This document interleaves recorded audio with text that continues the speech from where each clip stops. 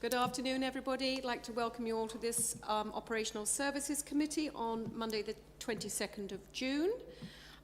This committee is being live streamed. Should we lose the live stream, we will continue. We won't pause. We might pause if we can't get the live stream straight back up. We will continue with the meeting. Do we have any public questions moving to the agenda item? No, Chair, no public questions. And do we have any apologies or substitutions? Yes, Chair. We have apologies from Councillor Lee Denny and Councillor Anna Bailey is substituting.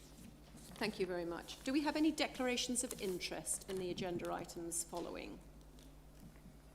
Terrific, thank you. And the minutes. Does everybody happy to confirm as a correct record the minutes of the Operational Services Committee held on the 28th of March? Happy for me to sign those as a true record? That's unanimous, thank you very much. The only Chair's announcement I have is that because of the extremely hot weather, if you could on your Facebook pages alert your residents that the crews will be starting to collect waste at 6 a.m. and not 6:30 whilst this hot weather is ongoing, just to give them a bit of a respite. Thank you very much. Now I'd like to welcome Liz Every to do her March report, which unfortunately you were unavoidably detained, but it's lovely to see you both. Over to you, carry on. Thank you, Chair. As members will be aware, this committee is the scrutiny committee for East Cambridgeshire Community Safety Partnership. The CSP terms of reference requires that either the Chair or Vice Chair of the CSP provides an update to this committee twice a year. Therefore, I'm pleased to introduce Liz Every, Chair of the CSP, who will be providing the members with March deferred update. Thank you, members. Thank you. Thank you, Chair. Thank you, Emma. Thank you, Chair. I'm really delighted to be here, and I do apologise again for not being here last time. There are very few meetings that one really cannot stop, but this was absolutely one that I couldn't. So, and I understand that the March report was looked at, and we did receive questions, and these have been answered outside the meeting. So unless you've got any other questions, what I would quite like to do is just move us forward a little bit, if that's okay. You can stop me if I say too much. So we've had two meetings since that March meeting. And what I wanted to do was just tell you all where we are now, just to give you a fix. We won't actually meet again until September. So in the meeting that we had immediately after your meeting, we did actually sign off the action plan for 25-26. All the actions were completed, and until we were able to move forward. We had some interesting speakers, which I felt that we ought to just mention. At the first meeting, we had Birkin King, who is East Cambridgeshire Senior Probation Officer, and she came along to tell us what was happening about the probation service.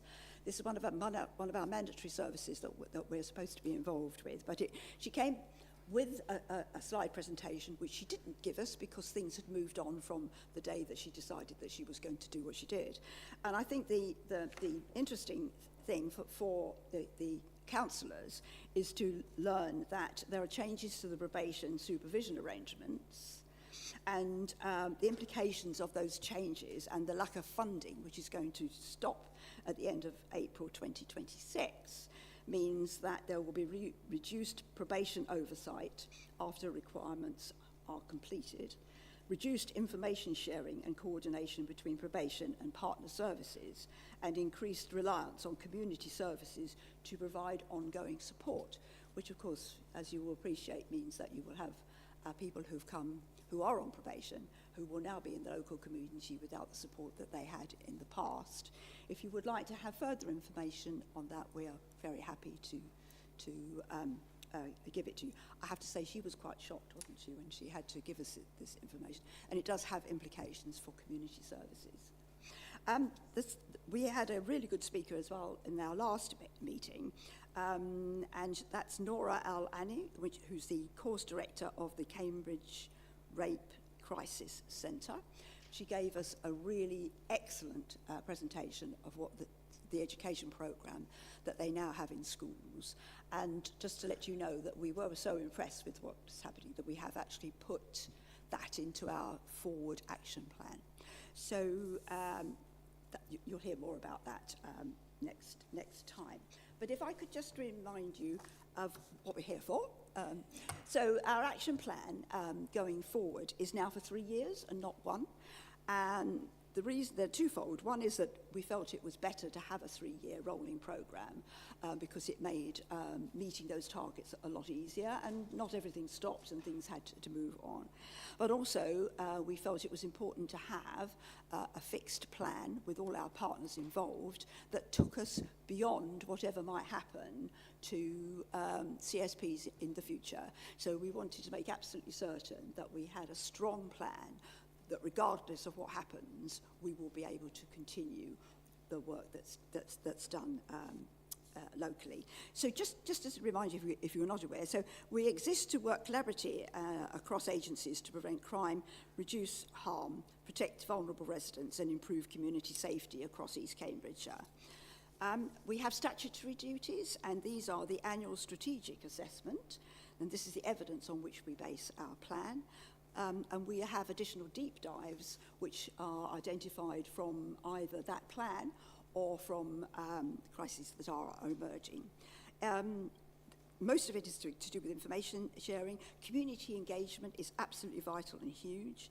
Crime, antisocial behaviour and substance misuse prevention, reducing of reoffending, domestic homicide reviews, prevent duty and serious violence duty. We continue with our priorities, which have not changed, and they are a place-based approach to tackling and preventing crime involving communities in solutions, and tackling violence with a particular focus on serious violence. And just looking at priority 1, after this meeting we are off to Soham to actually have a community forum where we will be doing exactly that, determining what their local needs. The deep dives that we did are doing is violent crime and exploitation. This is about knife crime, county lines and serious violence, and vulnerability and safeguarding, which is domestic violence and violence against women and girls and the exploitation of young people. The action plan over the 3 years includes annual, one-off and quarterly actions across the district, and we are focusing over the next 3 years on community engagement, youth violence prevention, domestic abuse and VAWG, substance use, misuse access, antisocial reduction, reoffending reduction, and partnership visibility and communication. So one of the key things I need to point out is that this is a partnership, and all of the actions that are in the action plan are owned by a lead partner, and it is their responsibility to come to us and to update what they have been doing. And the delivery of what we do is totally relies on multi-agency commitment. So just to give you an example of that, there are people around the table who will know that we had an issue regarding the knife crime, the Knife Angel, and it had to be moved from Soham to Ely. And I have to say, I've never seen so many people galvanised together to actually make that happen. And that's what works. No one agency can deliver. They all have their responsibilities and statutory duties, but only working together can we achieve that community cohesion. All our plan has to be evidence-based, and we must keep it dynamic. So deep dives will continue and to be sought, and that could change or tweak the action plan that we've got. The delivery must be outcome-focused. It is not activity-focused. We need to measure what our outcomes are. And the importance of that is that if we don't do that, we will not be able to measure our success. So our successes depend on demonstrating real change, and the plan has been considered successful if measurable progress has been made and multi-agency collaboration demonstrates added value. And that is what we are assessing all the way along the 3-year plan. We don't know what's going to happen after the 3rd year, but the work that we are doing, which is statutory in terms of government, will need to continue. We just hope that it continues in the way that it has, because I want to thank everybody in the room and also the officers here. It's been so successful because of everybody's engagement. Thank you. Thank you, Liz. Shocking about the probation service, but it may answer lots of the questions why they never really, what you were able to engage them in previous months. Does anybody have any questions for Liz? Councillor Inskip, and then Councillor Bellicott. So I echo your comments on the probation service, and I think we've heard that in previous reports. A couple of quick questions, because I wanted to understand a little bit more, so I'm going back to the March report, about just what the activities involved and the commitments businesses are making when they sign up to the Shopwatch scheme. And the other one is there was mention in the report about planning for a CPS showcase event, and I just wonder, what's happened to that, or what the latest status is. Sorry, I should know. No, the Shopwatch update. I'm pleased to report that we now have Andrew Ollie, who's now a representative for business on the partnership. And those of you who don't know him, he runs the City Cycle Centre, and he chairs the Traders Association, which is a voluntary association where all our traders work together. He was able to tell us that the group has been promoting Shopwatch to local businesses and encouraging sign-up. The sign-up and retention has improved significantly over the past 9 months. The inclusion of Ely City Council CCTV has been particularly beneficial, with close liaison now in place. Strong and mutually beneficial links have been developed with Ely College. Andrew continues to meet with Lydia Barlow, who is the officer who deals with this, and work is underway to explore whether Shopwatch can feasibly be expanded to include Littleport. So this is very live. It's very, very active, and we've been delighted that Andrew has joined us, because he has made a huge difference. And what it means is the shopkeepers are all, within the limits of what they're allowed to do, are all talking to each other and are able to alert if they feel that there's likely to be an incident of shoplifting in their premises. In regards to the second question, which was the open form we haven't got any further with planning that, but we've got a small working group that's just is going to start. What we've done is we're looking at how South Cambs have managed to do it, because if they can do it and they can do it well, then we might as well not reinvent the wheel. And also Inspector Birch, who is our inspector, is also theirs, and so therefore there's some synergy there. What we hope to do is that we will have a meeting that is open, that we will invite members of the public to come, and they can ask questions. And this is what we always used to do, to be fair. And also to have it extended to showcase, so that the members of the public who come in during the day or the early evening will be able to talk to the partners about what the individual partners bring to the partnership, and actually getting more engaged. I think I've said this so many times, I don't want to bore people, but working with the parish councils, town councils and city councils is absolutely key, and we can't do it on our own. So we are delighted that we are working more with them. And I think we're on our way to you up in Sutton for a community forum. So yeah, we look forward to doing that too. Thank you, Chair. Thank you very much for your report, Liz. In terms of cross-border liaison with places like Norfolk and Suffolk, what's the plan over the next sort of 3 years to continue with that? Well, the CSP officers from each of these areas work together. They meet regularly, and also so do the chairs. We don't actually involve Suffolk in quite the same way, because it's not part of the area that we're in.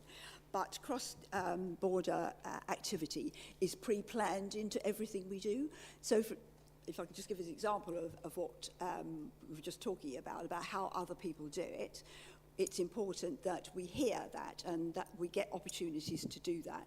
Plus, we have outside meetings, regular discussions. I know Emma is constantly in touch with her people that do the same thing. So I don't know whether you want to just add a bit to that, so she says. Yeah, I can do. So an example I guess I can use is Suffolk in particular came to look at our court experience days that we hold here. They wanted to replicate it. In fact, we've had quite an interest across the country around those events. Unfortunately, obviously, we can only fund and source and staff East Cams. But we are information sharing and what's going on cross-border, because it is easy, isn't it? Like county lines can easily, it's not that far away to cross the borders. So we are very much in touch. We're talking about best practices. We're sharing with each other what's going on, so that, again, we're not reinventing the wheel, and so that we know what could be coming our way if there's a spike in neighbouring areas. Councillor Trapp, Councillor Brown and then Councillor Bailey. Thank you very much. Thank you for your report. I was a little bit puzzled by, do you have it's in Appendix 1, page 3, or page 19 on the whole thing? Yes, yes. It said rural immigration drops. And I was wondering what you meant by that. Well, in this area, sorry. In this area, we haven't seen the same spike as in other areas, and it's monitored across the police forces, and that would be a statement that the police have provided us with. I don't know exactly what they are. I could, if you would like me to find out, well, I possibly can. Councillor Brown. From past experience in a different role, rural immigration drops are where people have come in on the back of a lorry and got off, quite often associated with,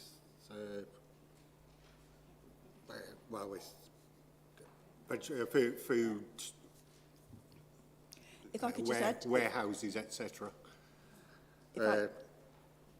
What I was going to just, as an aside on Shopwatch, and by the way, just thanks very much for the report, people might be interested to know that this morning I was in Newmarket, and I was in a particular shop, I won't go into details, but they were actually broadcasting over the shop, tannoy, details of an individual who's well known as a prolific shoplifter, and warning people to watch out for said individual. well, I will check And the vehicle they were associated with, which I'd never heard before. I will check that, and I suspect that's probably not allowed. We had some issues, of course, even with issuing photos, as you may remember. And if I can just go back to Councillor Trapp's question, is obviously this refers, our data and information refers to East Cams. If I sit in a meeting with CSP chairs, the story that I tell about East Cams is very different from the story that I hear from Cambridge City and Peterborough, as you can imagine. So although we are very clear that we need to prevent crime as much as possible, this is a low crime area, and we're very lucky that is the case. Thank you, Liz. Councillor Bailey. Thank you. Yeah, just going back to what you said about the probation service, Liz, which sounds quite worrying, really. I think am I correct in saying this is about reduction in support for lower level crime so that they can concentrate on more serious crime? And are we doing anything at the CSP or otherwise in terms of mitigation, and what can we do to get better support back in? Well, this information came out, I think, 2 or 3 days before she attended the meeting.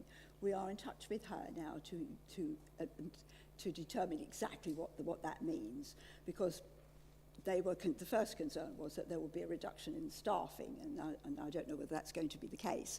So what we are going to do is report to our next CSP meeting about the implications of that, and that will then involve the wider partnership that we have, because there will need to be plans put in place, because the implications and mitigation will be really, really important.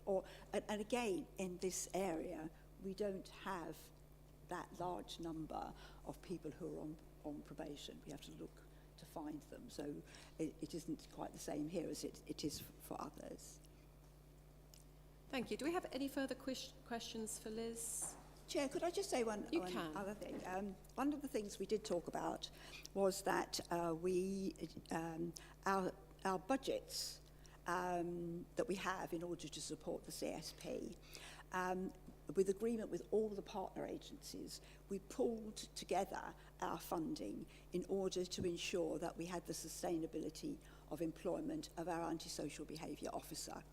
This has meant that this has reduced the amount of money that we have for projects. One of our actions, which won't be in the action plan in quite the same way, is that we will need to be looking for funding over the next 3 years, which is not something we've had to do in the past. But if we are to support the community and put in place projects that do that, we're going to have to pay for it somehow. We know that we were right to keep the employment as we have. It's made a huge difference. And East Cambs were the first people to say that that was what you wanted to do. So just to let you know that there isn't a pot of cash, that there are grants out there that we can apply for, but that is an activity that our officers and partners will have to look towards. We put ourselves on notice, Liz, for your your request in future times. But I just want to say to you and Emma, thank you so much for all that you do. It's invaluable work and often goes unnoticed, but we are all incredibly grateful. Thank you very much indeed.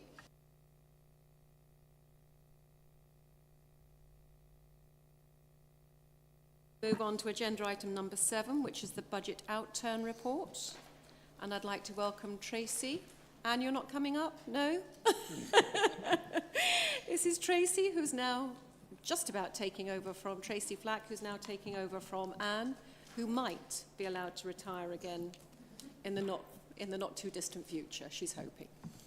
Over to you, Tracy. Thank you, Chair.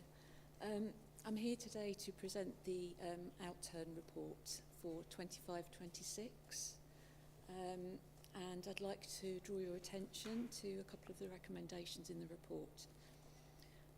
Members are requested to note that the committee had a revenue underspend of £476,084 when compared to an approved budget of £6,842,567. Am I not loud enough?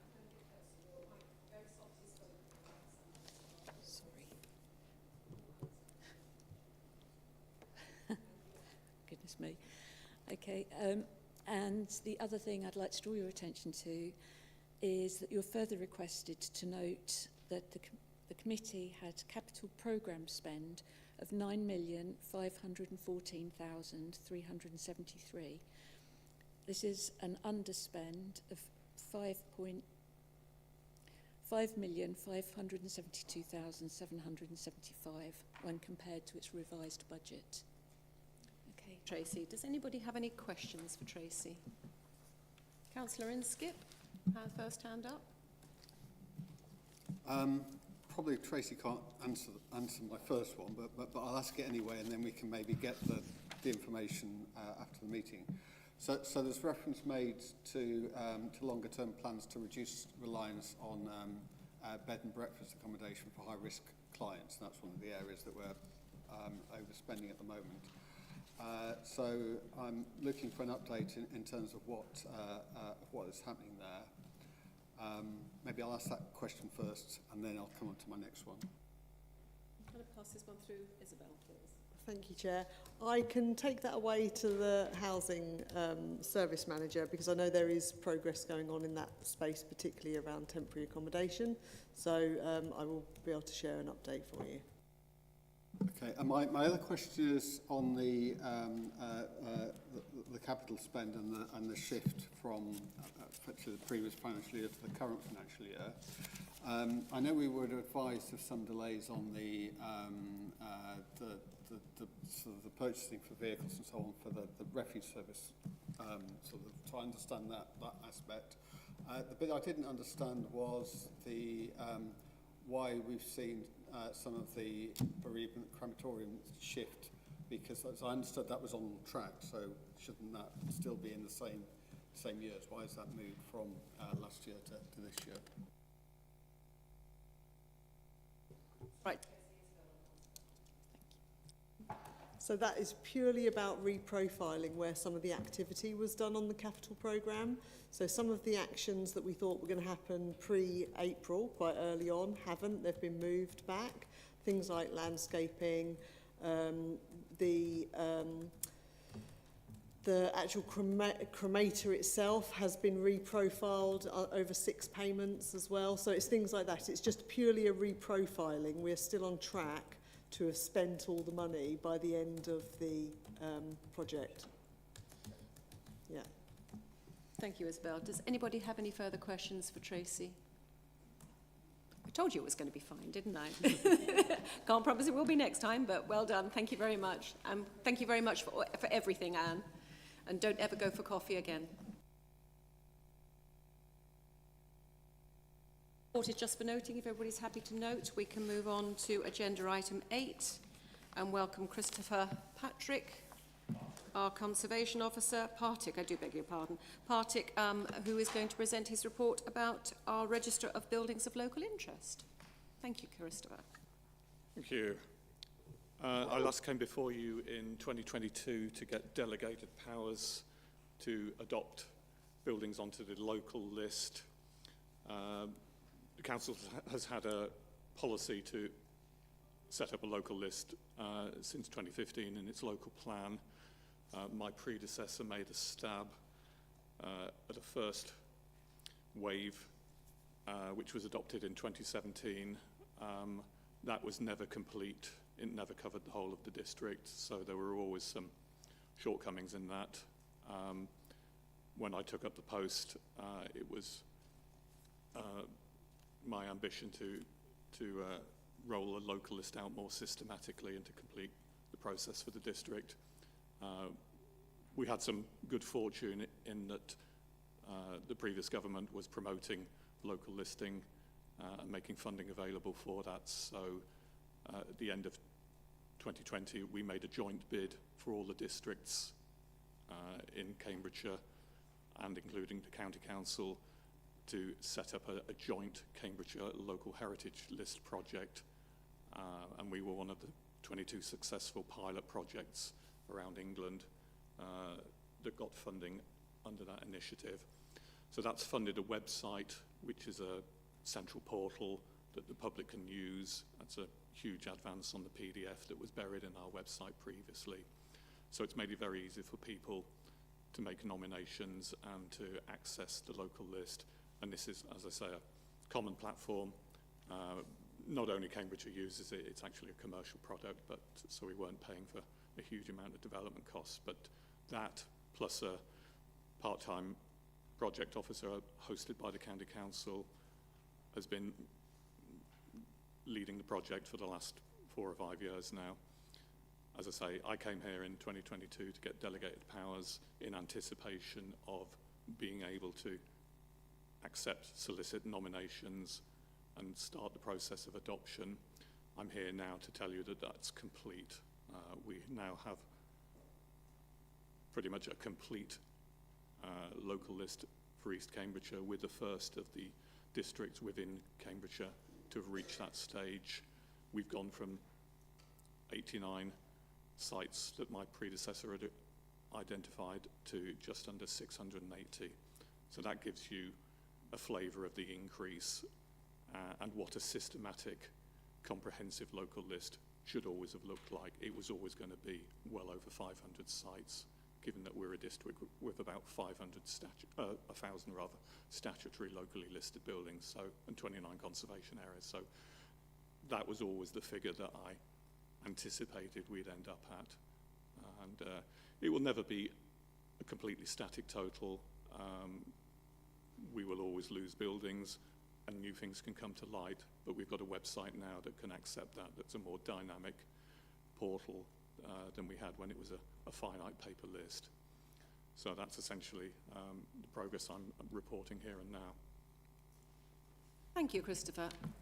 Extraordinary amount of work you've managed to achieve in the last 3 years. I can't believe it's only three years since we saw you here last and you've done so much work. Does anybody have any questions for Christopher? Councillor Inskip's finger went up very quickly. Yeah, Over to you. so Well, first of all, just a comment to say, looking at the how we can access the list now, that's a massive improvement on what we had before. I'd like to understand a little bit more about, if you could give a little bit more background to how you've sort of assured yourself that the list is comprehensive now. And I understand the early problems because I think at the time when the original list was started, I wasn't on this authority, but I was at that time a parish councillor, and I remember the district approaching parish councils. And for my parish council, we had some keen people who went around and drew up a list. But I think that was fairly, that some parish councils responded well, others didn't. I suspect that was part of the problem. So what have you done to really make sure that you've filled out the list and that you're confident it's comprehensive now? Right. You're right. Inconsistency was the big bugbear in my predecessor's attempt. 15 out of 35 parishes had no coverage whatsoever, and generally there'd be 1 or 2 per parish. Even Ely, which was the most comprehensively, well, the largest total, had about 20 sites. It's got 120 now. In terms of consistency, I basically took the benchmarks that had been established previously and rolled them out consistently. So every red K6 phone box now in the district has been picked up, every village sign, every Victorian Methodist chapel. So that's what's really bumped up the figures. It's just a question of looking more systematically for things that we were expecting to find anyway.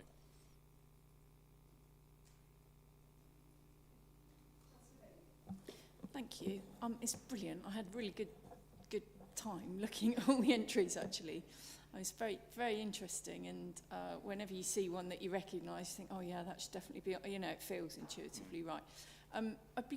Is it possible anywhere to see the ones that were rejected, and just to understand a bit more about that? Yeah. Was it as a result of just applying the same criteria, or were any rejected because of objections by owners, or how did that come about?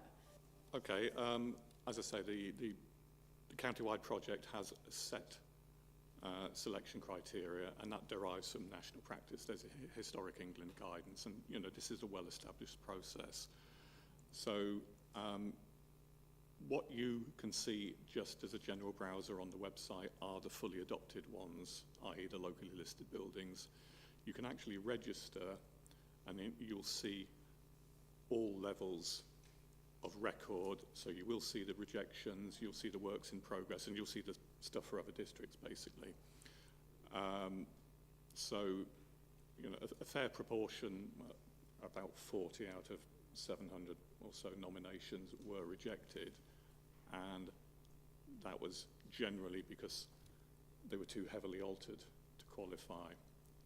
It's always a fine balance. If in any kind of selection process, the obvious ones are shoo-ins. You spend most of your time debating the marginal cases, which could go either way. But we learned to be fairly ruthless. As I say, I've participated in this in the selection process for the other districts. So we've looked at getting on for 1,000 sites overall, far more than just in our district. So the process has become quite rigorous, and there was always a scoring mechanism behind that anyway. Inevitably, there were some objections from property owners, but because of logistics, we were only approaching people at pretty much the final stage. So in order for an objection to stand up, it couldn't just be, I don't want to be on a local list. The direction of travel from central government is that there will be local lists, and we've already had a policy for over 10 years.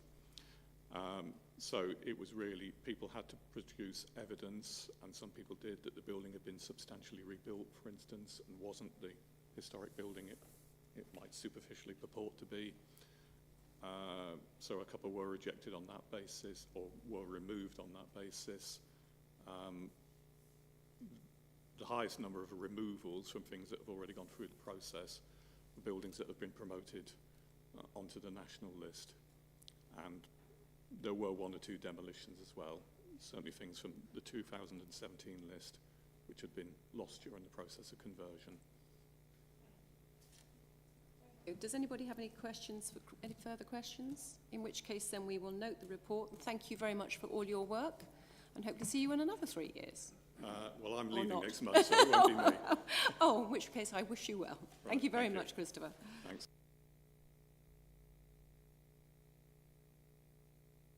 Agenda item 9, which is the Q4 25-26 performance report for the Waste and Street Cleansing Service, and welcome Kat.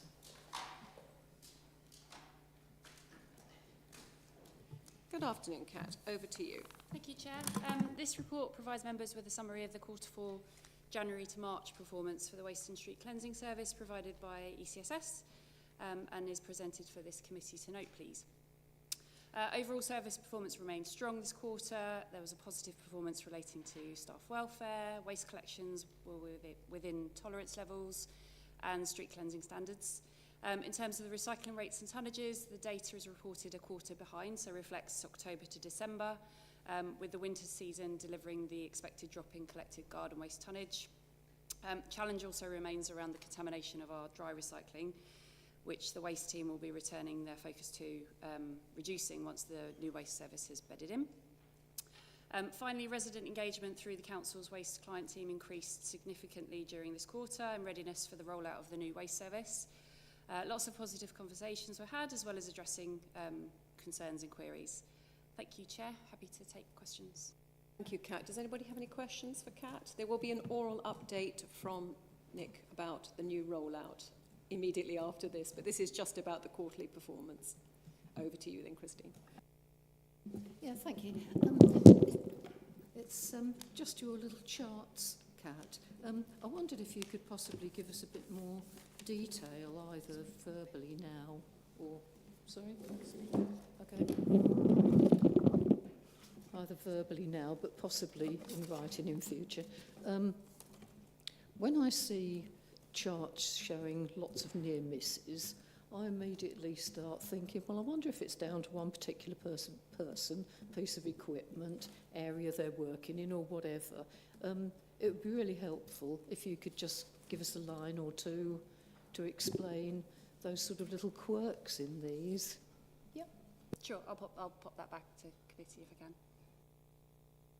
Now I have a question from Lucius and then Councillor Inskip. Thank you. Just actually briefly on that one. In the accident incident score matrix, what's the unit for actual incidents? Because there's a percentage scale on one side and a unit scale on the other side for near misses. Sorry, I know I've put you on the spot there. So there should be, I say, in the table with the report, the number of near misses. So there's 3 for Q4 on page 34. Okay. Thank you. That's fine. I'm with you there. The only other question I had was concerning graffiti, and obviously for the last quarter had no reported incidents of offensive graffiti, but obviously it's a consistent area where the response time is delayed. I know there's plenty of good reasons for that, obviously, but I wonder if you could just give the committee a bit of an assessment of what ECSS is doing towards that. So we generally find offensive graffiti on private property. So we'll dispatch usually within 24 hours of the report an officer out to go and inspect and work with the owner of the property to ideally obtain permission, but we do have power to remove it if that's not the case. And then we dispatch ECSS after that to remove the graffiti. Councillor Inskip. Thank you, Chair. 3 questions. So the first one was when we will know the full year recycling rate, because at the moment we've got figures for 3 quarters, so I'm keen to know when we'll know the figure for the full year. And obviously that's quite important this time because it gives us a sort of baseline before the changes come in, which we're going to discuss next on the agenda. The next question is, I saw again we've had a drop-off in the figures on the response on the fly tipping. I know in the past, so maybe I'm going to answer my own question, there's the issue that we don't always have the equipment to deal with that, and therefore we have to bring that in. So maybe that's the explanation, but I'll let you to answer that. The other one was,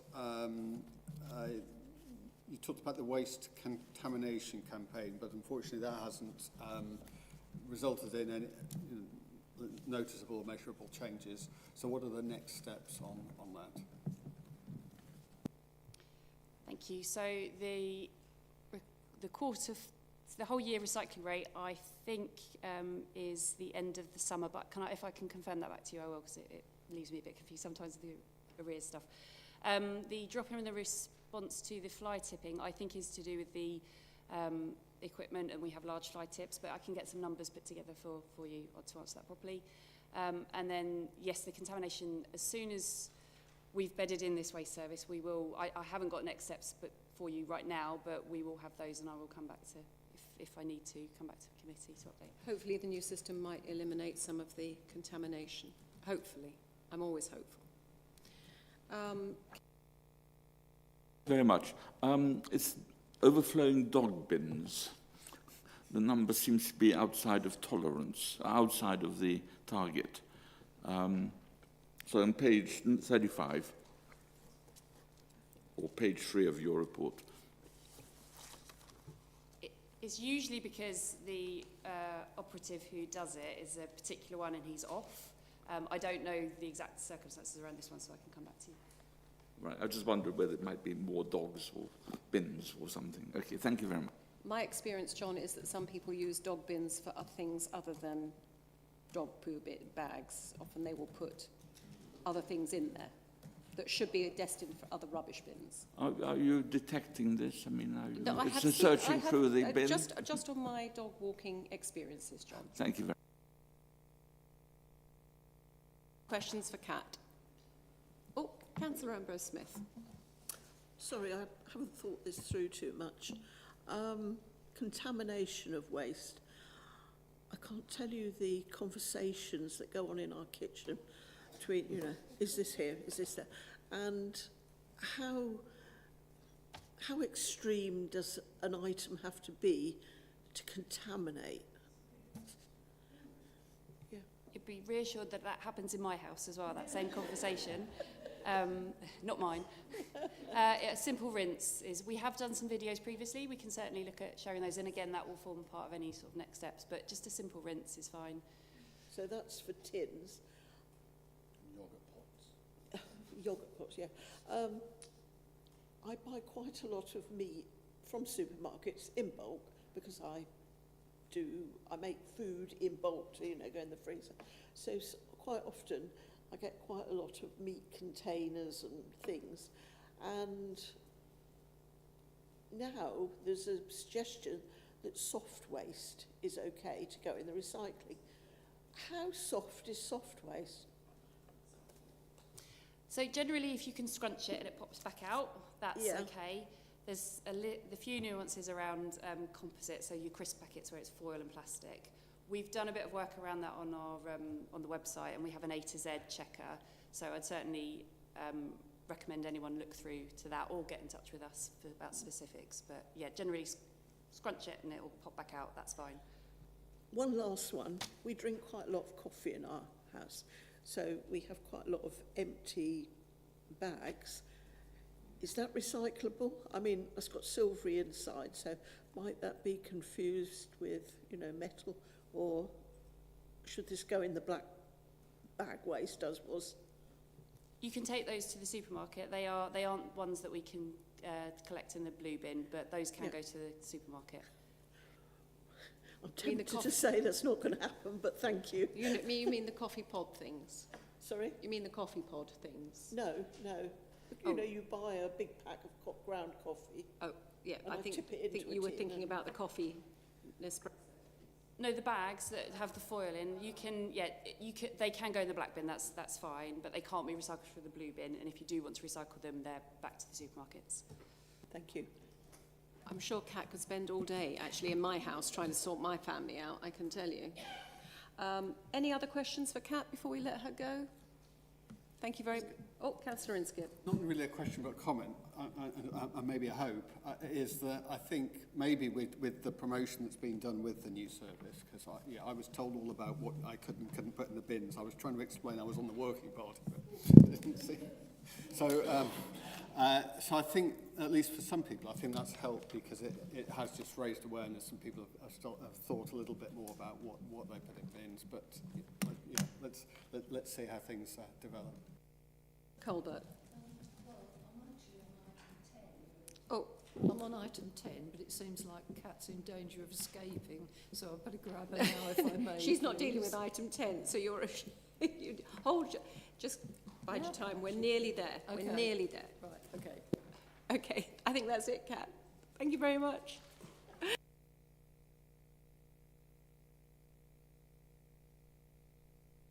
Happy to note Kat's report, everybody? Noted. Right. Okay, the main show. So over to Nick for the oral update on the waste roll, the new waste rollout. Thank you, Nick. No pressure there then, Chair. Good evening, councillors. So today we've reached the 4th week in the new waste service rollout. Arrangements and everything waste is going fairly well at the moment. And whilst I think we'd love to have said that 6 months ago this is really what we thought would happen, I think in all honesty it is going better than expected. And bearing in mind the pressures you've had on this service before, I think you're probably as relieved as I am. But so just to give you an idea, and I'm under strict instructions that I've got to give you some numbers here. We delivered around 130,000 containers across April and May. There was some delay in the delivery of those, which squeezed even further our ability to put things right at the very end. And we've still got a hangover from that with some sets of bins not having been collected or not being delivered. I'll touch on that later. But ultimately, we did go live on the 1st of June, as you're aware. And since then, I have to say that the collections have been absolutely amazing. There's been very, very low rate of missed bins, and bearing in mind that for nearly all the crews, there are new rounds, different people on the crews, different people running it or driving the vehicle. That in itself is really, really good. We did have mop-up crews, which we discussed, I know, at some length both in the project board and in this forum as well, so that anything that was missed on Monday would be collected on Tuesday. And we even went to, dare I say, overtime on Saturday for actually picking up Friday's waste, so that our aim was to have nothing left over when we started again on Monday. That's more or less been achieved, and that really is a huge thank you to our colleagues at ECSS, because they have really pulled the stops out for us. Once we got started, our priority was to collect that waste as far as we could, and as I say, go into the next day if necessary. Excuse me.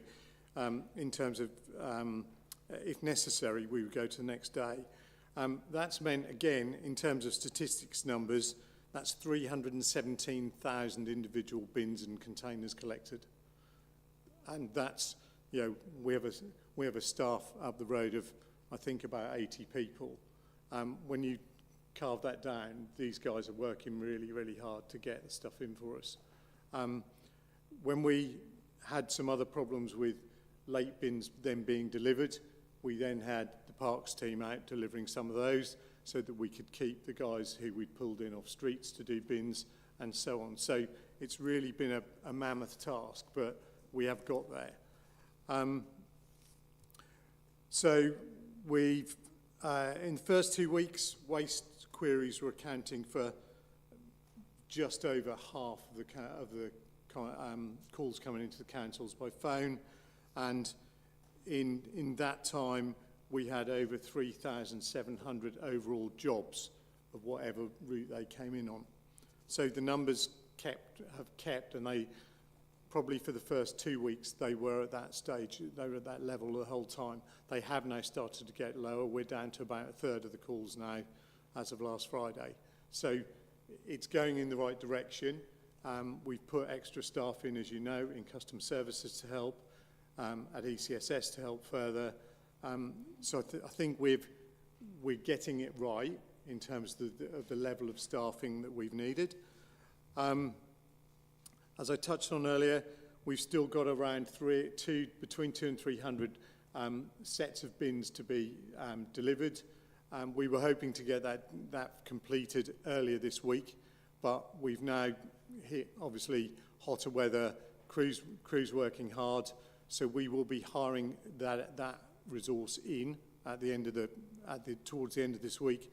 So Thursday, Friday, Saturday, we're hoping that with external contractors in, we will be able to complete that by the weekend. So fingers crossed. It's a little bit weather dependent.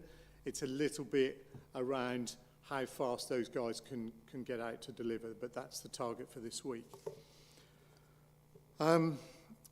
So we remain in the 4-week amnesty period in terms of we'll pick everything up. We've started to pick up on households where they are presenting lots of bags out with black bins. They're getting a little warning letter. That does rely on our crews to tell us which ones aren't out.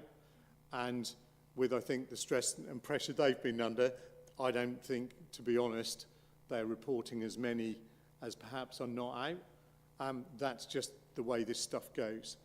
So I think recovering from the people who say they haven't got enough space for their black bins is probably going to be the next challenge we start, because from next week we will be leaving that waste behind.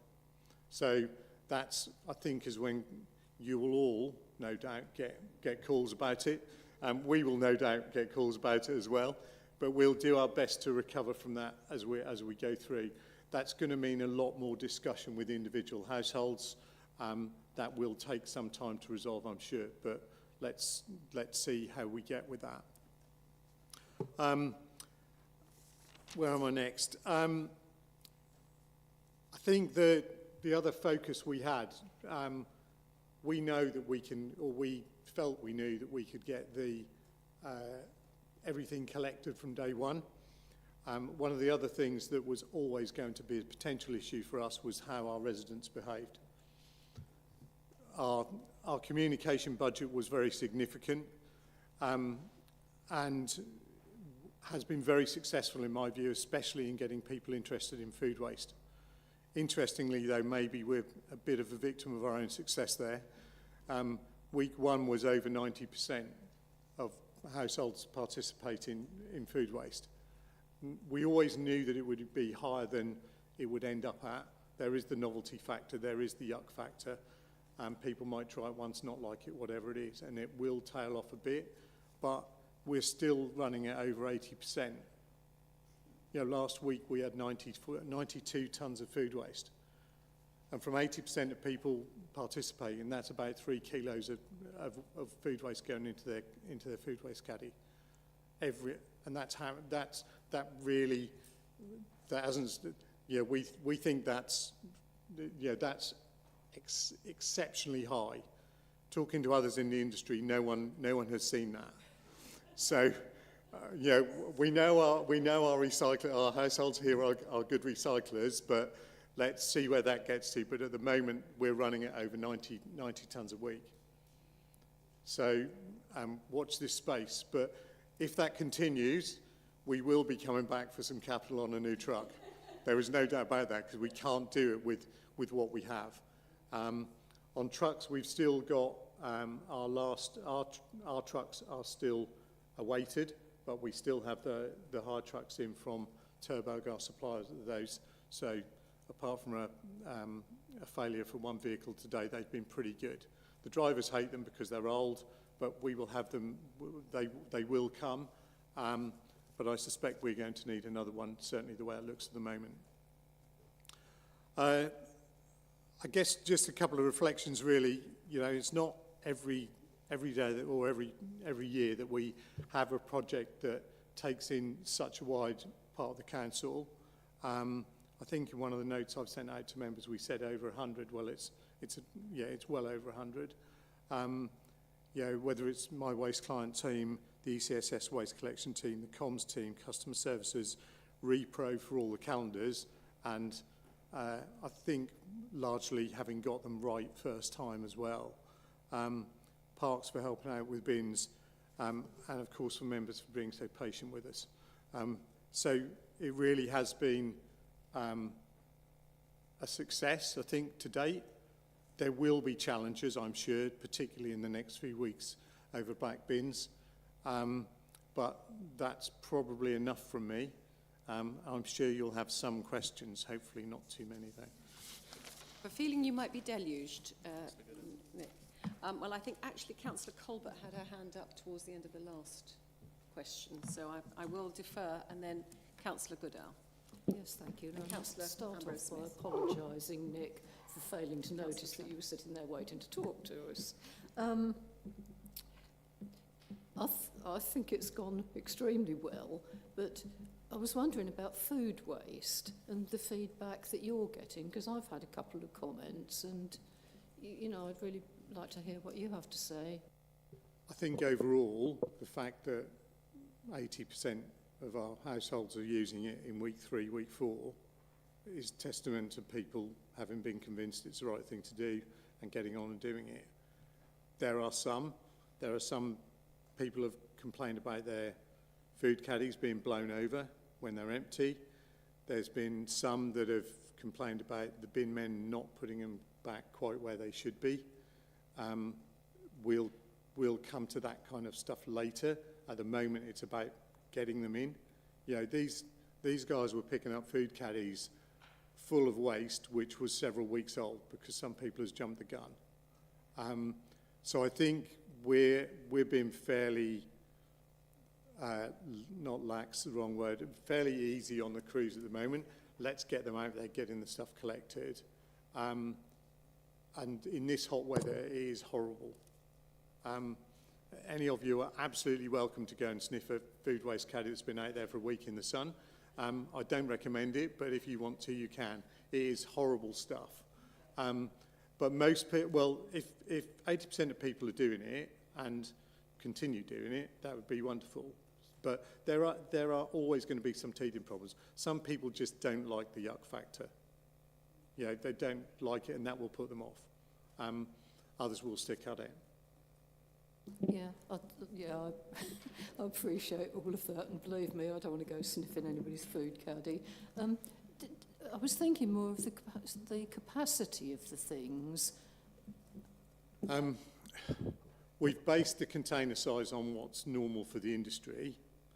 We've already had some people saying, can they have 2 containers?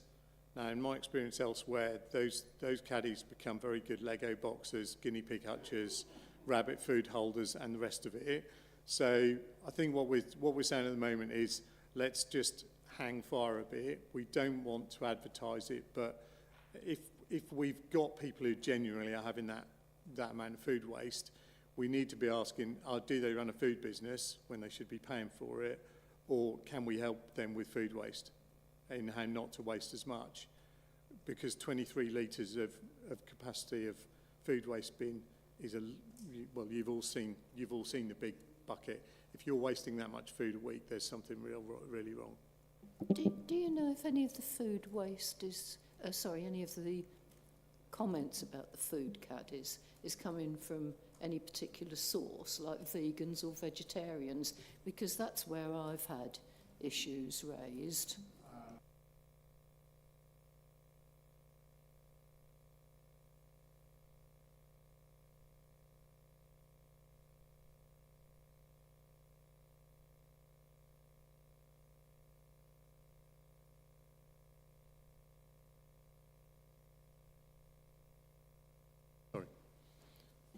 Yeah, okay, honestly, believe me, Yeah. I'm sympathetic to this. But so the answer, if you get that type of complaint, is that there is just the one size of bin that we've got access to, but they can have a second one. Yeah, I think if we can avoid offering that at the moment, yeah, it would be really good. You know, we've got a lot of people have asked for extra capacity recycling bins already, which we're not delivering at the moment. We haven't got the resources to do it with what we're doing collection-wise. So if we can, I would just ask if we can minimise the publicity for that, even while we are being recorded. But it's a finite resource, and you know, if people really need that for a big family or something like that, yes, of course. Okay, yeah, thank you very much indeed. Thank you, Christine. Councillor Goodall. Thank you, Chair. Just a couple of statements, really, Nick, rather than questions. One is, thank you for refurbing the car park at Littleport Station back to good order when it was finished. Excellent. And secondly, I'd like to apologise for those at Littleport who put all their bins out in the first week. But the reason being is that the green rubbish was going out 2 weeks in a row, and people were confused, and with the 2 weeks cycle now, they didn't want to miss out. So this is when I questioned some of the people who've done this. No, thank you for that. And I think we're aware that something was amiss in Littleport, but I understand that it was all collected. That's the most important thing. It was all picked up. Councillor Ambrose Smith, I think you're next. Oh, did you not put your hand up? In which case, then it's Councillor Trapp's turn. Very much. 2 questions for you. Have you had the chance to discuss things with the crews? I mean, what are their thoughts about what's... I think, having spoken to the ops manager at ECSS, yeah, I think they are absolutely tired out. It's, you know, it's hot, it's hard work. I think they're a bit surprised, because I think some of them might have signed up for food waste, thinking it was going to be an easy gig, but it's been the hardest by far. So I think there's been a bit of grumbling about that. We will always, you know, there were some agency staff in at the start of this, and we've lost some of those, but we've probably kept some as well. I think they've just got on and done it, to be fair. I don't, you know, there's been, you know, there's some of them have been able to get some overtime delivering bins out at the weekends and things like that. I think everyone is working as hard as we can just to keep things moving at the moment. But we're not losing staff hand over fist or anything like that, and in my experience, bin men will go very quickly if they're not happy. But I mean, are there any sort of people saying, yes, we've got it right? Or, I mean, do you have any comments on... I haven't had any of those. Yeah. The rounds are broadly taking as long as they would be expected to, with the exception of food at the moment. And I think some of that is about getting used to food waste as a commodity. Yeah. But we think the rounds are broadly okay in terms of the time they take. You know, it's not one that's coming in after 5 hours and completed all their work. They're all coming in more or less at the same time. Okay. The other one I had, which is actually following on from Councillor Colbert's thing and the discussions we had with people at the Aldeburgh Festival, is about food waste, whether things like peelings ought to be in the green waste or in the food waste. And I thought the food waste was for that which is going to be high. The general rule is if it's been in your kitchen, it goes in your food waste. Well, I can see then that if it's straight from your garden, it goes in your garden waste.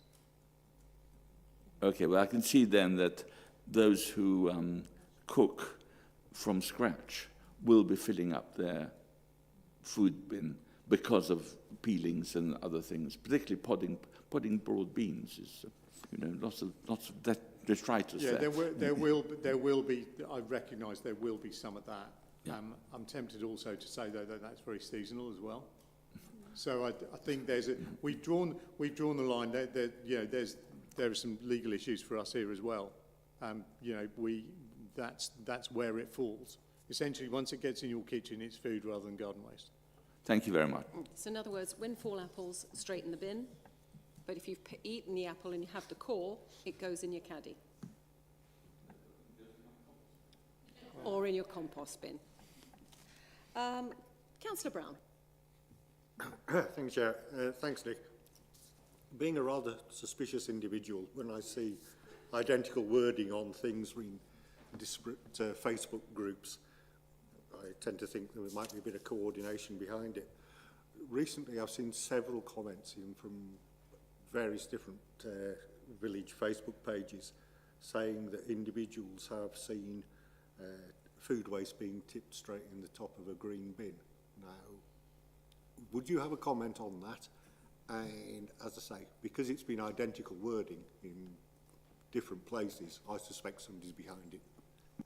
When you say in tipped straight into a green bin, I assume you meant one of the bin men is doing it. Yeah, so we've got an intermediate bin because particularly in some streets it's easier just to fill up a wheelie bin as you go along. Now normally those bins are of a very in Surrey I know they're pink, they're bright pink, so there's no differentiate. You know that it's food waste going in. We have had that because we are using green bins. My understanding is they are being labelled, if not already. So that's where that confusion has come from. I don't think it's any deliberate campaign. No, I've seen those. I apologise for my suspicions. No. I've seen it as well and have had to explain they get a large amount in one green bin and then it's offloaded into the food bin, but it's not being put into green waste. I now have Councillor Whelan and then Councillor Ambrose Smith. Thank you, Chair. Has there been adequate support in place for the elderly, disabled or otherwise vulnerable residents who are struggling with the new arrangements, and what support is it? I would say overall there is. There might be some exemptions where we haven't quite got it right, but we don't know about those until people complain, to be honest. Every resident or every household has had the same communication. There will be some of those may have reading difficulties or may be visually impaired or whatever, but most people have got a route to that kind of information either through a relative or whatever, or a carer or whatever, explaining that. We run a separate waste service, as you'll probably know, for people in assisted collection, where the bin men will go in and pick up from the garden rather than on the pavement.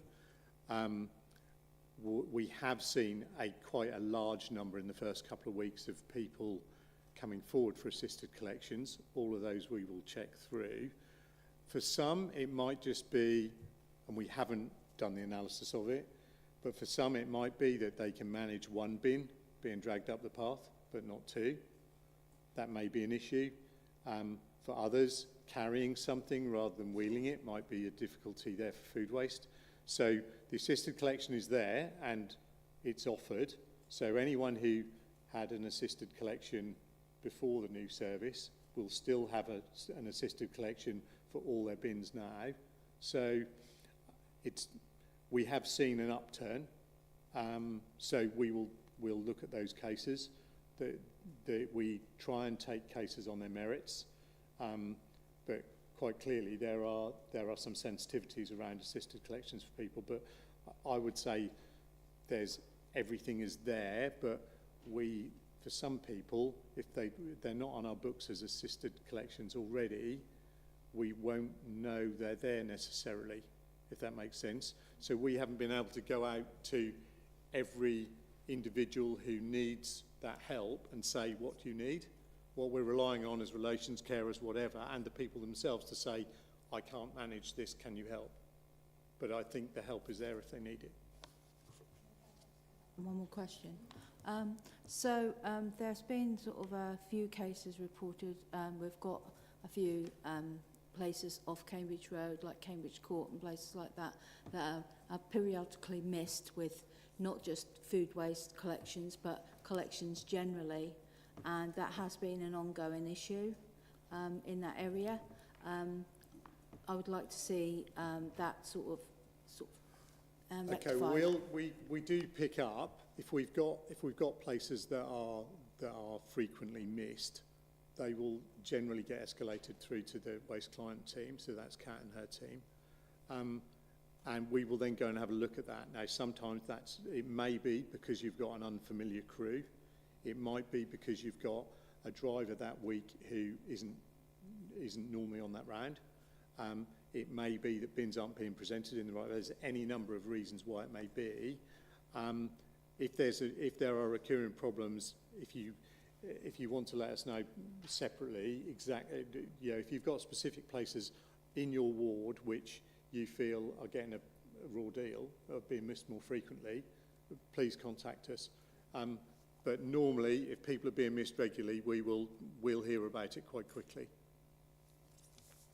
Thank you. Councillor Ambrose-Smith. Councillor Whelan had just stolen my clothes. You covered most of what I was going to ask. However, as I've got the opportunity, I think we should put on record how proud we are of our collection crews in particular. I think it's fair to say that probably no one in this room would want to do the job they're doing, and they have to work in all weathers, including the hot weather, and it's not always pleasant, is it? But it's really impressive all that they do, and I think we should record our thanks to them. Thank you for that, and I'll make sure they're passed on. Yeah, well said, Christine. I think that they all deserve a huge round of applause from everybody. When we can remember 3 years ago the absolute debacle that was the last rollout, this is just, it could not be more different. And as I say, it could not have been at a hotter time if they had planned it, that the East Cambs was going to turn into the surface of the sun. It was just, and I've seen them out there, and they are bloomin' brilliant, quite frankly, I think. I now have Councillor Vellacott. Yeah, just briefly echo that. I mean, like I said to ECSS, the effort and the number of people and the amount of time that's gone into this is very impressive. So, Nick, thank you for your leadership on that. We really appreciate it. It's gone very, very well for a rollout of this scale. I was expecting to have my inbox filled to the brim with people who had problems here, there, and everywhere, but it's not been the case. The only thing I have had was to do with the liners that are used in the food waste caddy, which Kat, I know, will be giggling about in the background because she's been all over that with me. Coming up here to see. Yeah.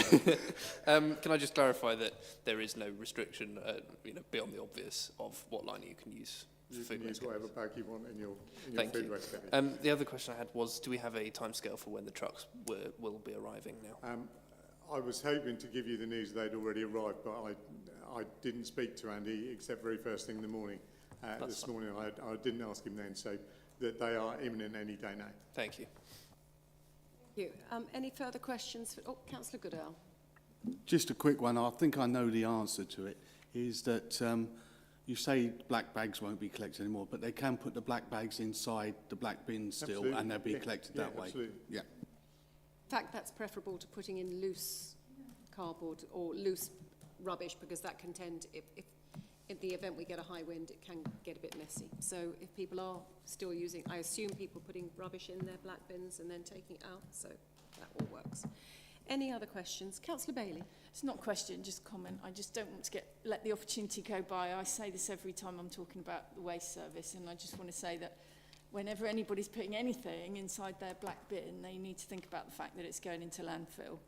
And so, is there somewhere better that you can put it than burying it under the ground? Because it's just horrible. It's just horrible when you think about all the stuff going in our black bins that is going to be buried under the ground. It's just terrible. So there are always better options with the vast majority of stuff.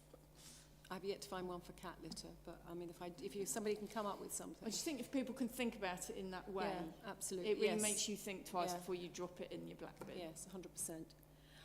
In which case, then, I would say thank you very much, Nick, but you're doing the next agenda item as well, so you might as well still me, I'm afraid. But thank you very much for your report. No, thank you. And Hugh, can you pass on our collective thanks to the crews and Certainly. to all the backroom staff and to customer services and everybody else that have taken part in this rollout. And now we move on to agenda item 11, which is the long-term empty homes strategy. Thank you. You will recall there was a motion brought to council late last year, which members agreed, I believe, unanimously, and that we would take forward a strategy on, or a new strategy on long-term empty homes, which I will probably refer to going forward as LTEs. We've had some support from the Empty Homes Network, which is fairly well recognised amongst local government circles in drafting that strategy. I can only apologise for the length of the strategy, but hopefully we can, I've managed to bring together shortly in the agenda item you've got the main points in terms of the objectives and the action plan. We've got the strategies there before you. I think the main thing is that it gives a graduated and flexible approach to dealing with LTEs. There is a thought that we can just snap our fingers, do a compulsory purchase order, and oh yeah, we can get them back into use. It doesn't quite work like that. An average CPO will take you 2 years, and a lot of money and a lot of grief to get there. So the strategy starts at the other end by saying, firstly, let's understand how many and what kind of LTEs we have.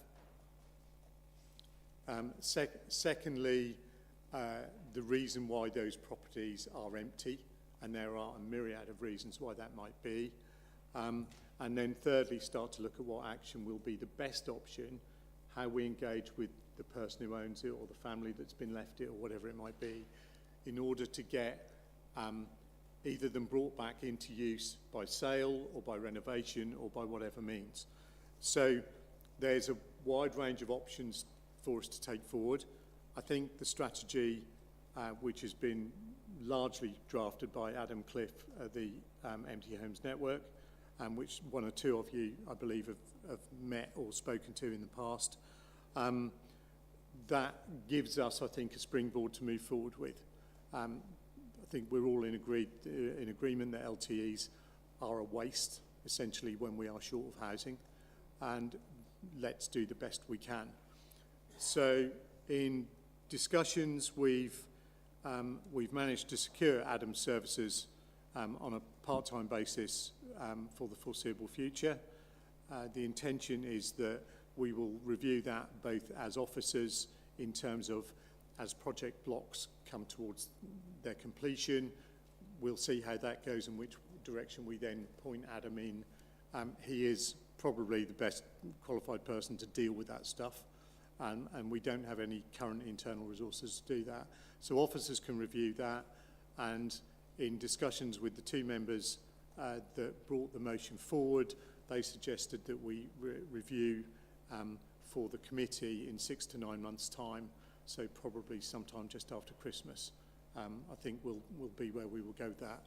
I think the strategy and the action plan stand for themselves. It's probably easier for me to take action for those or take questions for those of you who would have questions at this point. Thank you, Nick. Does anybody have any questions for him on this subject? Councillor Bailey. I have one small suggestion. I thought it was an excellent piece of work, very comprehensive. I just had one small suggestion, which was on page 90, which was the scoring table, yes, and how we're going to score and prioritise, etc. And I thought that it would be good, given that we've just been hearing about our local listed buildings, to have local listed buildings on there. And my suggestion might be that we would score them the same as if they were located in a conservation area. So you've got listed buildings score 10, and if a building's located in a conservation area, it scores 5. And it seems to me that a building that is on the local list ought to score perhaps the same as if it was in a conservation area, would be my suggestion. I'm quite happy to make that amendment. But I think it's an excellent plan. It's very comprehensive. Thank you. Thank you. Councillor Inskip. So I think that's a good suggestion. Actually, I don't have any questions, but I just wanted to talk about the reports. I think it's, and you know, I know it's a lengthy document, the strategy, but I think that's reflective of it's a really quite a complex area, and there isn't a single silver bullet that solves the problem.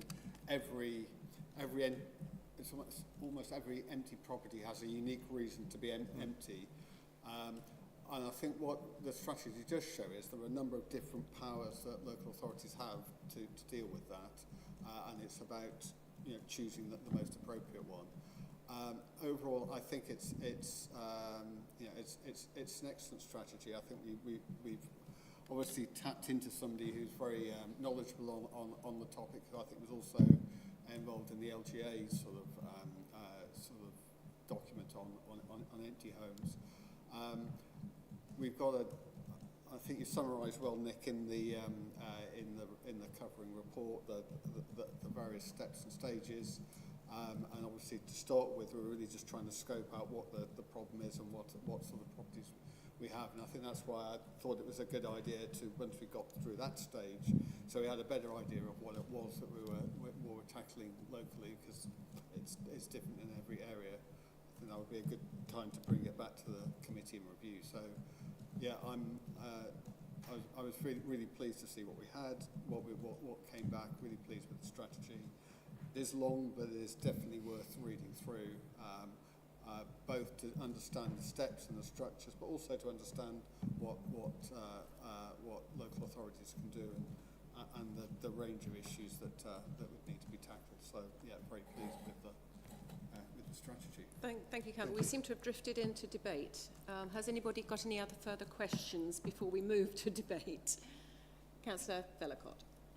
Thank you, Chair. Thank you very much for work on this report. It is long, but I think a lot of it is relevant. The one thing, well, I've got two questions really. The thing that's sort of on my mind is that phase 5 of the strategy extends beyond what we expect the LGR date to be. Obviously, we're doing a lot of setup for probably not a very long period of enforcement. And like you say, the enforcement can take a range of time. Do you have an estimate of how long an enforcement case would take, and whether it's actually something this council will be delivering or not? Well, just coming back to the LGR commencement date, we've deliberately timed this. We've looked at this as a 2-year process, but which one at the moment couldn't go past the LGR date, because we're doing this on a project, we're doing it in project blocks because it's easier to review that rather than just drift into another. I mean, clearly it will run up to that. We also know, though, that all of the other partners in Cambridgeshire are doing something on long-term empties, so that looking forward, one would assume that such work may be carried forward with the new unitaries, but we obviously don't know that yet. But it will put us in a far better position to contribute to that debate and service development than otherwise. In terms of enforcement, there will be some enforcement measures which can be pretty short, sharp and effective. There are, I mentioned compulsory purchase orders earlier. It's arguably better to go for an enforced sale, particularly where we've got a secured debt on the property, because no one's going to buy it unless they're going to do it up. That's the general wisdom of this area of work. So it's better to get it sold and moving forward. If the owner wants to go with it, then we're only going to be taking enforcement on reluctant owners. So if people can show they're going to move towards getting the thing renovated or done up for sale or whatever it might be, we can deal with that. We will encourage and support that. There are some other financial measures around that, around VAT exemptions, which the authority can take on to help that. If we get to an enforcement, it may be as simple initially as getting something boarded up to protect it. It might be us serving a notice for prevention of damage by pests, rat infestations and the like, which allows us to get a secured debt when we do works in default. So that will actually, the enforcement is often relatively easy. We can do planning enforcement notices. There's a whole list of the kinds of notices we can serve. Some of those secured debt on the property, because if you've got an intransigent owner who won't do the work, we then do the work in default. So there's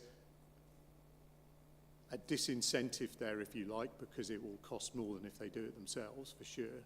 And secondly, it starts to get us a secured debt on the property. That's how the enforcement generally works. I can't give you an individual start to finish for a case.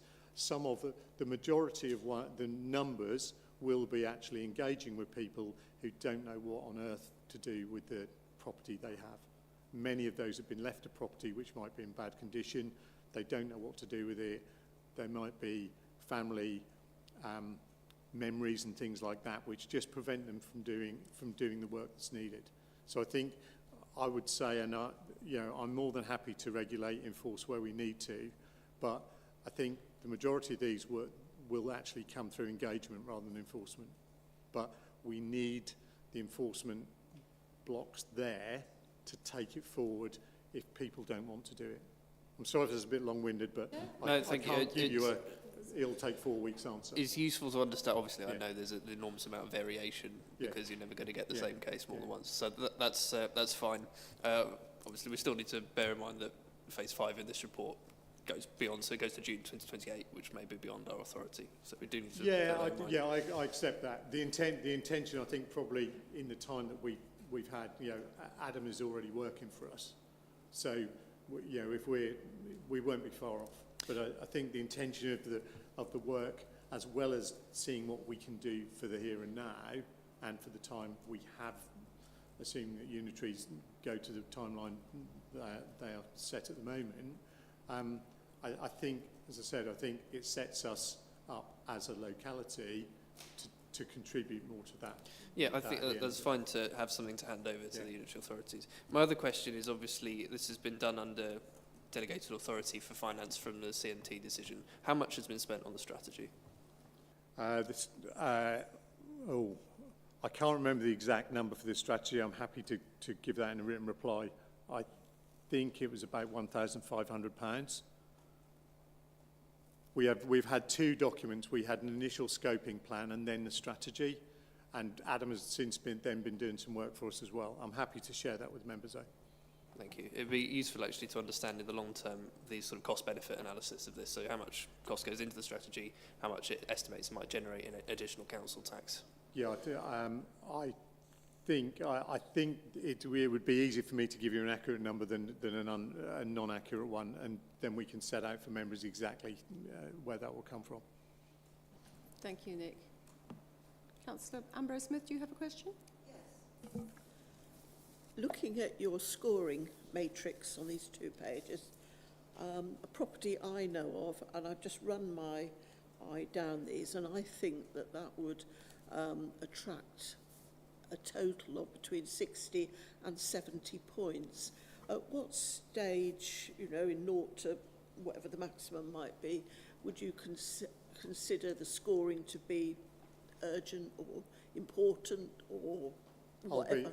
I'll be absolutely honest with you and say that I haven't got that level of detail. No, okay. If you would like to let us know where and what the property is, I'm more than happy to get Adam to do that on a case-by-case basis. We've already had 2 or 3 have come in from others already, just through the comms that have gone out about this. So I'm more than happy if you let me know where it is. One of those may have been from me. Oh, okay. Well, if we can, we're happy to take those, and we can use happy to do the score so you can see. But quite obviously, the higher score we start to get, the more we'll go into that. But again, it will still start with a conversation with the owner. If I can refer you to page 89 in your papers, Councillor Ambrose-Smith, it will give you. It's already laid out there for you. Oh, thank you, Chair.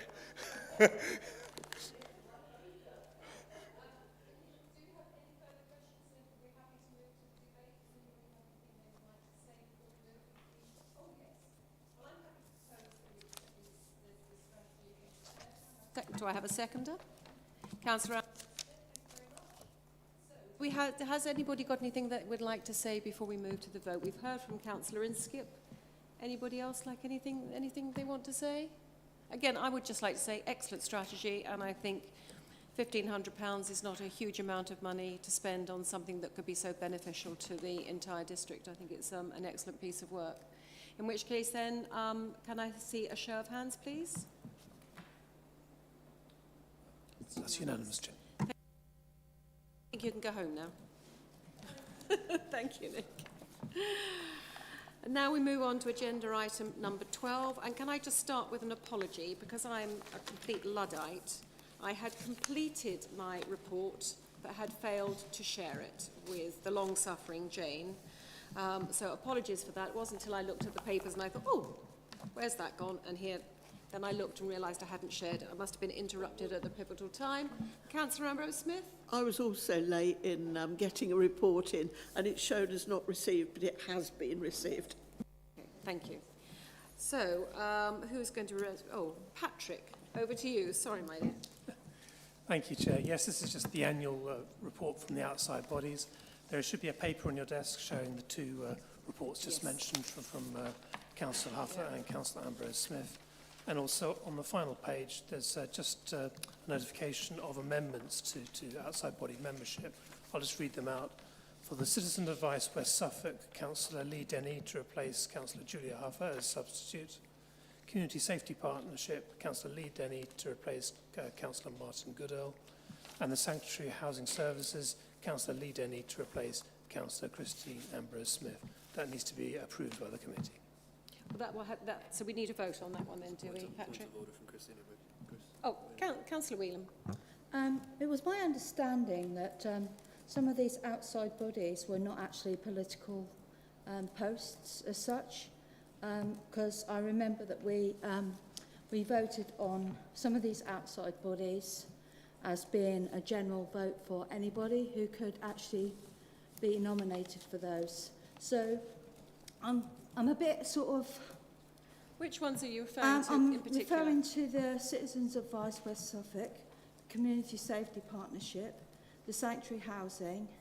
They were all voted on as a block at the beginning of the 4-year term that we had, and that was an open, it was not a political post in that area. These are just nominations. No, but what we're saying is that people are replacing people who are there. They're proposed. That's a proposal. The proposals, okay. Yes, so we will vote on that today. Right, so we can nominate other people then, if that's the case? Up to you. Patrick, is that yes, if you wish to nominate? To be clear, this committee decides the membership. Yes. These are not political appointments. That is why the committee needs to approve this. Yes. This is the point. This is the point I'm making, that they were not political positions, as in proportional posts. These particular ones. You would have had the papers, so if you wanted to nominate somebody, if you want to nominate somebody, then this is the time to do it, right. And then we will vote on it as a committee. That's fine, as long as it's democratically done. That's fine. We are nothing if not democratic, Christine. So yes, if you want to nominate someone. Yeah. Shall I take them one at a time, Patrick? Yes, Chair, that sounds wonderful. So, Chair, it wasn't in the papers. So I beg your pardon. No, it yes. wasn't. So what normally happens is nominations are invited before the meeting and then the nominees are captured in the paperwork. Sorry, I thought the first time I was aware of this was when I sat down and looked at the papers. It doesn't seem to be following the Constitution and the normal process. Let me just take some advice on this.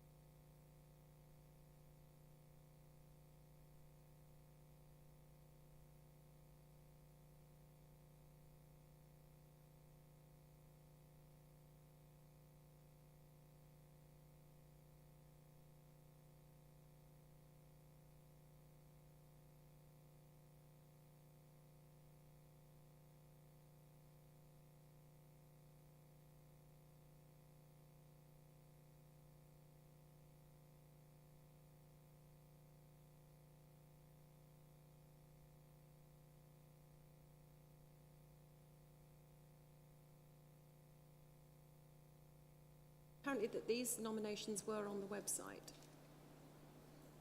Patrick is just checking how long they've been there. But effectively, we're just swapping one member for another member. It's not a new position. This is literally one member replacing another member. Yes, I understand that, but the point Which have being- already been voted on. Yeah, but it's been voted on, but these changes have not been voted on. No, but that's what we will be voting on today. Yeah, that's fine. Yes. So we will vote on these 3 appointments today. And we can nominate... If you wish to nominate somebody now, then absolutely, I haven't got a problem with that. Yeah, if you want to nominate somebody today, well, what I do, Christine, is to bring it back in September. So it's been on the website since the 11th of June.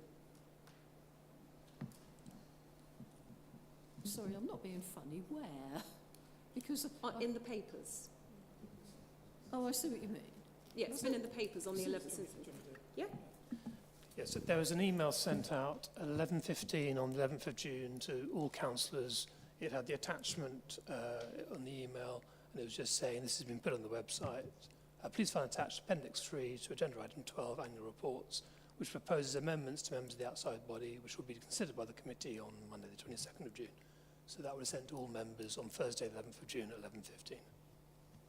Okay, well, I do confess I did see that, because I do remember reading Christine's report, but I hadn't appreciated the point that Christine's now making, because I must admit I was... As chair, I'm saying to you, if you wish to nominate somebody now, then that is that's fine as far as I'm concerned, and we will vote on it accordingly. Okay. Because the whole committee has to approve or not these nominations.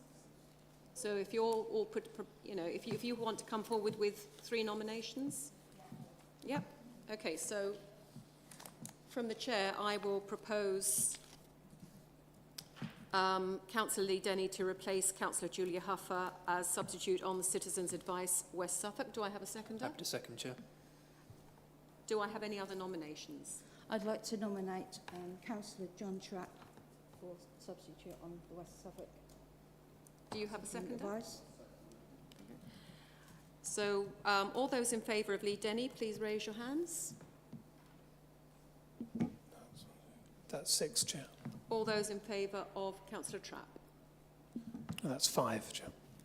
So Lee Denny now is the substitute on the Citizens' Advice West Suffolk. I'm happy to propose from the chair Councillor Lee Denny to replace Councillor Martin Goodall on the Community Safety Partnership. Do you have a nomination? Councillor Colbert. I'm happy to second that, Chair. Yes, sorry, seconds. Yeah, sorry. Sorry. Councillor Colbert. I'd like to propose Councillor Christine Whelan for... Yeah. Do you have a Community seconder? Partnership. Councillor Trapp. So all those in favour of Lee Denny, please raise your hands. 6 in favour, Chair. And all those in favour of Christine Whelan, please raise your hands. That's 5, Chair. So Lee Denny is now to replace Councillor Martin Goodall on the Community Safety Partnership. On the Sanctuary, I propose from the Chair, Councillor Lee Denny to replace Councillor Ambrose Smith on Sanctuary Housing Services and East Cambridgeshire District Council Committee. Do I have a seconder? Happy to second, Chair. Do you have a nomination? I'd like to nominate Councillor Christine Colbert. Do you have a seconder? All those in favour of Lee Denny to replace Councillor Ambrose Smith, please raise your hands. That's 6, Chair. And all those in favour of Councillor Colbert, please raise your hands. John, Sorry, is your hand up? That's 5, Pay Chair. attention. In which case then, Councillor Lee Denny is to replace Councillor Christine Ambrose Smith. We need to know the reports as well. And are we happy to note the reports? Of course you can. It's to do with the one on sanctuary housing. Sanctuary. Sanctuary. Whatever. Yeah, sanctuary housing. It'd be useful, instead of having a named individual for contact, for continuity, to have something which would be a generic or logical address, i.e. something like we have planning@eastcams.gov.uk. Because if the personnel changes, then Sandra Pitcher is replaced by someone else. You've got to know who the next person is. Whereas if it were queries or whatever it is, members' queries or members' things, it means it's a continuity and it's always in that database, in the address book, not the address book, the letterbox, and we know it's always there. So one can trace back when things... Okay, well, we'll run that past the housing team and see what if they're happy with that.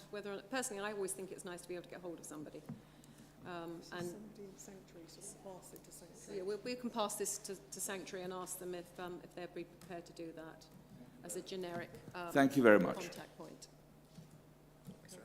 Councillor Ambrose-Smith? I did receive a list of contacts for various sanctuary housing officers covering various locations within our district, and I seem to remember that I did circulate that to all members, you know, so that we all get occasionally contacted by residents, don't we, or tenants of sanctuary, and so I thought that that would be helpful. I apologise if I didn't send that out, but I'm nearly certain that I did. You definitely did. You definitely did, Councillor Ambrose-Smith. Councillor Inskip. Yeah, on the Community Safety Partnership page, which is page 108, it lists the representatives for 2025-26, and it has Councillor Christine Ambrose-Smith and Councillor Martin Goodall.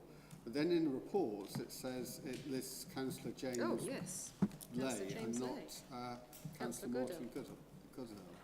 Quite correct. Well spotted. Yes, it's just a mistake, Councillor Inskip. Any other queries or questions? Councillor Vellacott. Could I make a formal and parochial request to ask Democratic Services to write to the Sermon District Sports Association, please, because I would like to be invited to a meeting. Thank you. Do you not feel loved? I don't. Councillor. Very overlooked. Very overlooked, fair enough. Councillor Colbert. Sorry.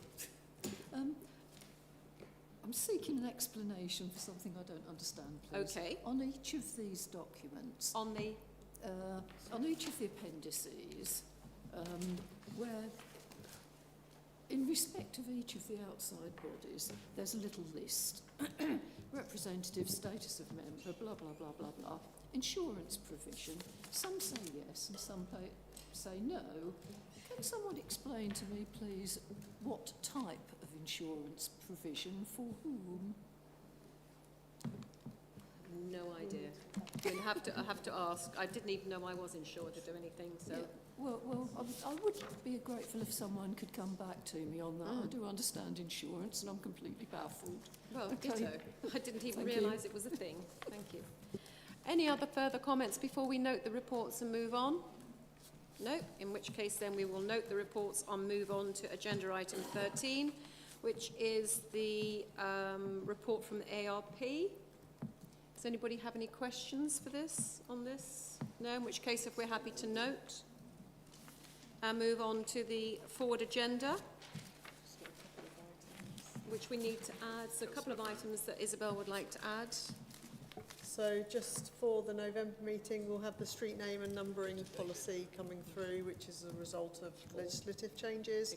And then obviously I'll itemise the 9-month LTE update from Adam Cliff for the March meeting as well. Thank you. Councillor Brown. Yes, thank you, Chair. I was going to mention the LTAs, as I was going to suggest we move to January, but never mind, March is fine. But the only other thing was, we've got in September the Community Safety Partnership. We heard from Liz earlier on that they don't meet again until September. Looking at the September agenda, might it not be better to move that to November? I think that would be sensible. We've only just seen her. We would normally have seen her in March, of course, but having seen her now, not that we don't love seeing her, but we do, but maybe it would be possible better to move her back to November.